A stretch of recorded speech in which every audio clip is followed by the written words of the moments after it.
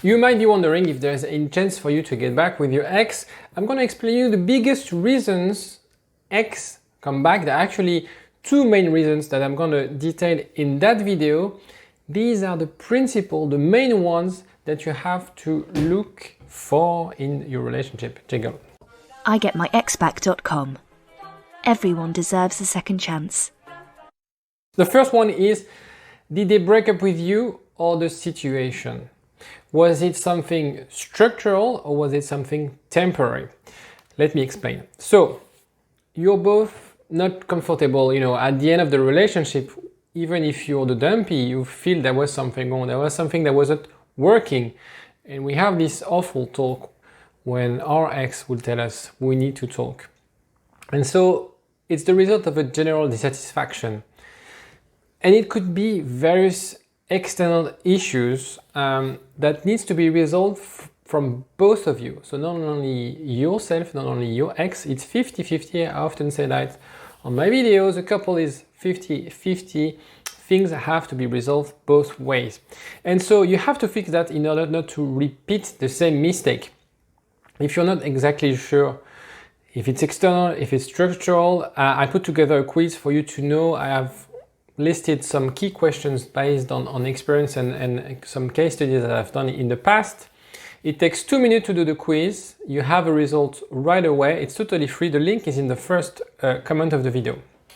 And so external issues could be addiction, work, long distance, you name it. There's a lot of things in a life that could disturb a couple, because at the beginning of a relationship, with time, and if you're watching my video and been with your ex for years, the time you were together versus now is totally different. You've changed job, you maybe had kids, and things change, the environment change, and this would have a massive impact on your couple and could be detrimental, could be good.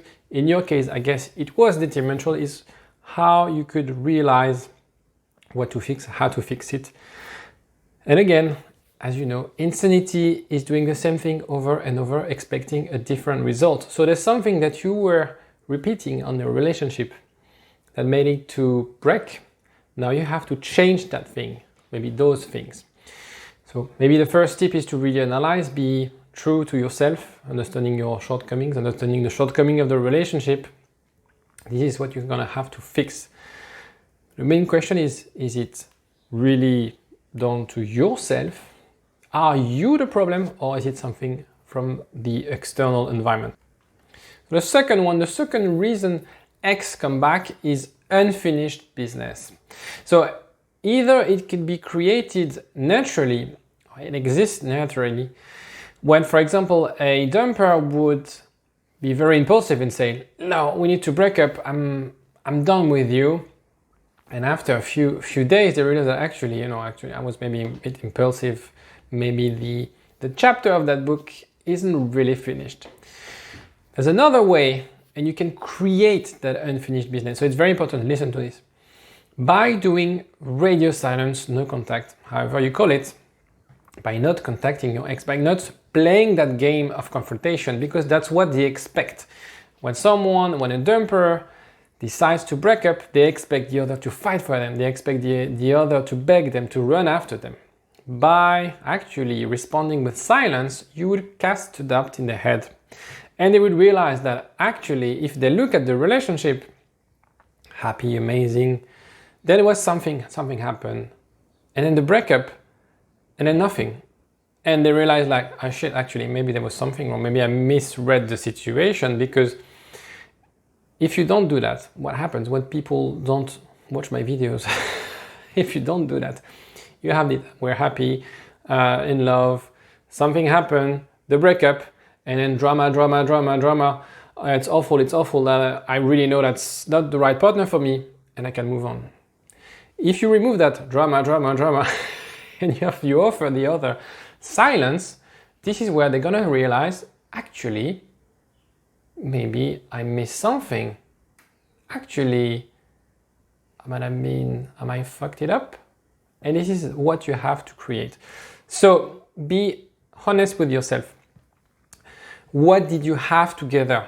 What was truly unique? I have some people who call me And actually call me if you want to have a chat, but call me please call me if you've been in a relationship for at least a year where you really created something meaningful. My clients have kids, sometimes they're in their 50s and their 60s. They know what it is to be in love. If you're calling me and it's your first relationship and you've been together for 2 weeks or 2 months and you feel like, you're never gonna find love anymore, I'm gonna react a little bit and be very pushy with you and tell you, life is short. You haven't experienced enough. What made your relationship so unique? So find other partners. If in reality you think that it's truly unique, and I mean all my clients, it's unique, and that's why I'm so excited to do that, to save those meaningful relationships. That's what gets me up in the morning, is to realize that I can help people to really fix something, provide that second chance, because you created something amazing with your ex. It's just a question of fixing that little thing and being honest with you and working with you. So we all change our mind. It's the mechanic here is very interesting. They decide to break up, you disappear. And then that could create what I call the mental baggage of all those emotions. And then there's silence. And then that creates a doubt. And then I think, is it a rush decision? So it always, and I'm not making this up, it's psychology 101. That's what happens when we create that space after a breakup. And again, if you want to have a chat, 15 minutes, free, link, description, go ahead. So they ask themselves, who was this person? What happened there? Why I was so attached to them?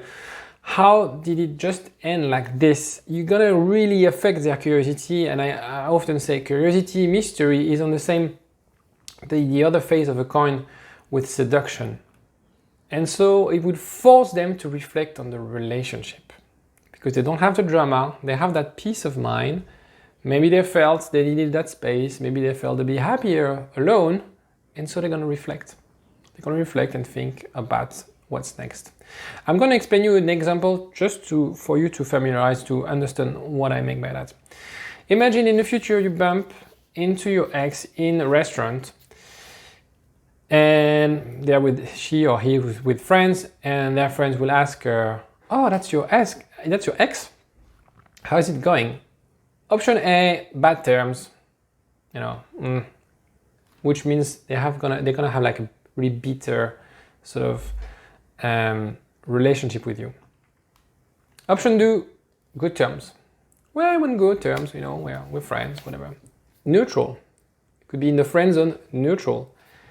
It's harder to get back with someone. The first one, it's done. The second one, it's harder because you're neutral. You've been friend zoned. Maybe it's just like, yeah, you're just another guy. Option 3, well, I'm not sure. I'm not sure actually, because we haven't talked for months, and I thought he or she would, fight for me, and now I'm not so sure. This is the question mark. This is what you have to put in the head. So think of the restaurant, think of what they think of what they say. Key takeaways. Be honest with yourself. And I know sometimes we lack clarity, but be honest with yourself. If you're not, talk to me and I'll be honest for you. If there is a possibility of reconciliation. Sometimes we went too far, sometimes it was clear, sometimes we had so many warnings that it's really hard to get back together. Sometimes it's not, and most of the time it's not. Make sure if it's an external factor, if you think there's unfinished business, if you created that curiosity and uncertainty. I hope you liked the video. If you liked it, please click on the like button. It does help me a lot. And I hope to speak with you soon. Take care. Bye.